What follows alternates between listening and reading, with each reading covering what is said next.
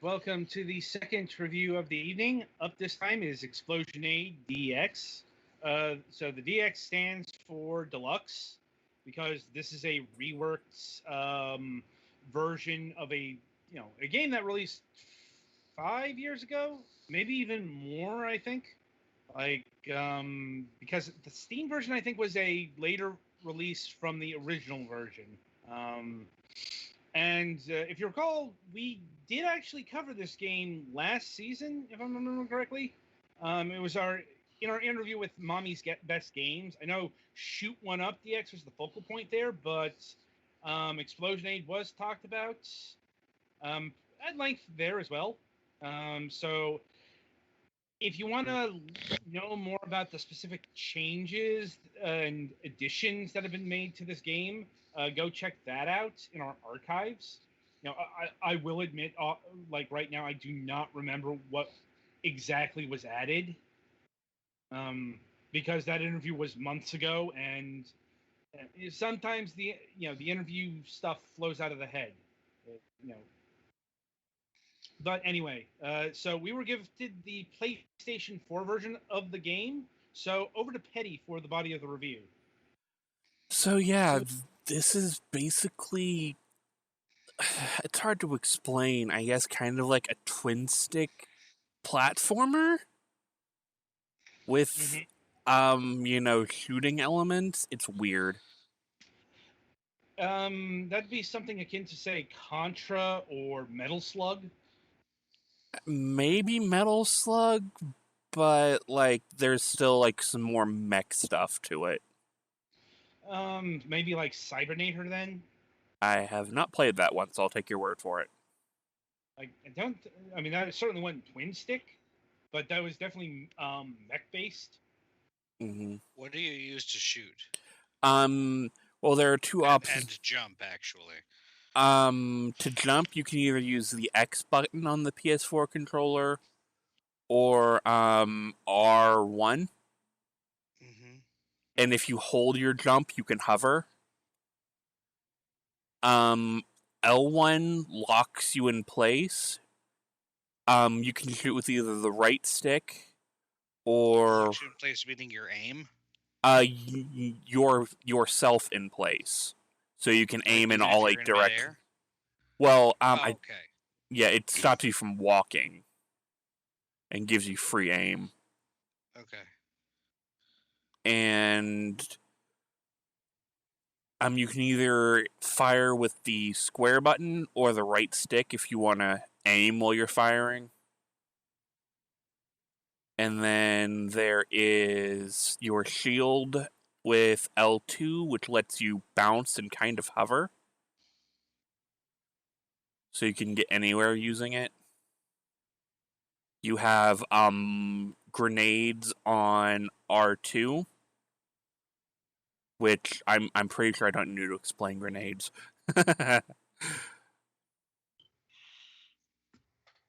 And basically your goal is defeat the bad guys. There's some story going on, but hell if I was paying attention.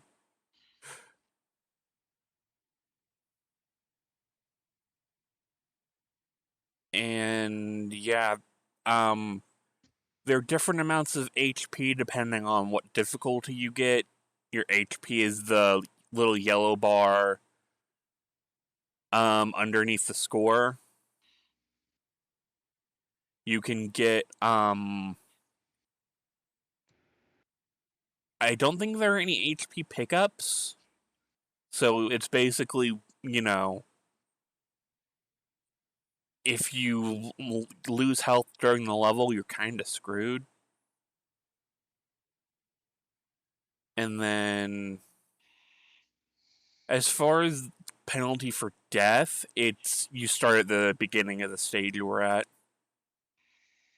So it's not too punishing, but it's still, kind of punishing.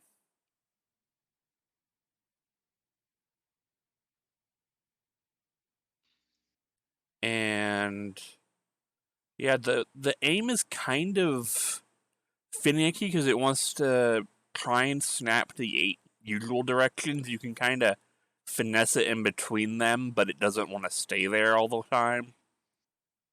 I imagine if you probably had a notch controller, like a GameCube controller or something like that, you could probably do that a little better.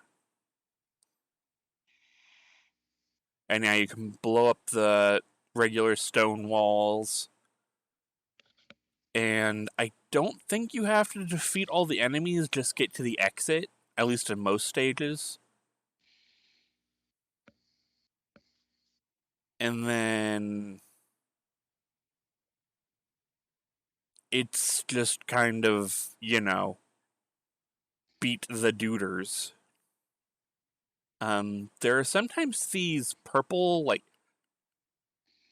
goo things of some kind, but I know you can't really walk through them, but I don't really know if there's a way other than your shield to destroy them.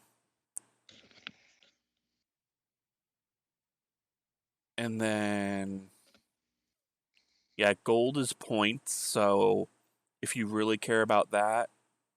The Mommy's Best Games logo thing over here is 5,000 points, and I think it's like the only way you can refill health. But I've only seen them show up in these Gold Rush levels. So something to keep in mind. You have infinite cannon ammo. You have 3 grenades, but they regenerate fairly quickly. It's just so you're not grenade spamming. Your shield does have a certain amount of time it can last. I don't think you're fully invincible in it, but most things can't hurt you. And you can also use it to bounce off of walls, so that's useful. You can still use it while it's recharging. Unless it overheats, then you have to wait the full recharge time. So, something to keep in mind. And, yeah, any questions? Not especially. Like, music's there. It's, I guess, the usual genre appropriate. And the shooting's alright. Though I kind of wish it didn't try to snap to 8, cardinal and intercardinal directions, but that's personally a me thing. Oh yeah, there are boss battles. So that's a thing. So how difficult would you say this game is? There are 3 difficulty levels that I saw so far. There's casual, there is, or the chilled, which is the easiest. There is normal and serious, which I think serious is the one-hit kill difficulty. So, have fun with that one. I don't remember what chill it is.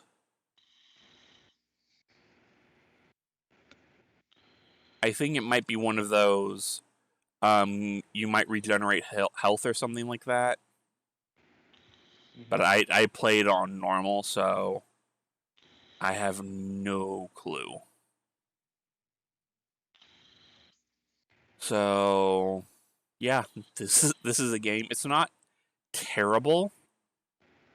I kind of wish there was a little more going on, or the plot was less awkward.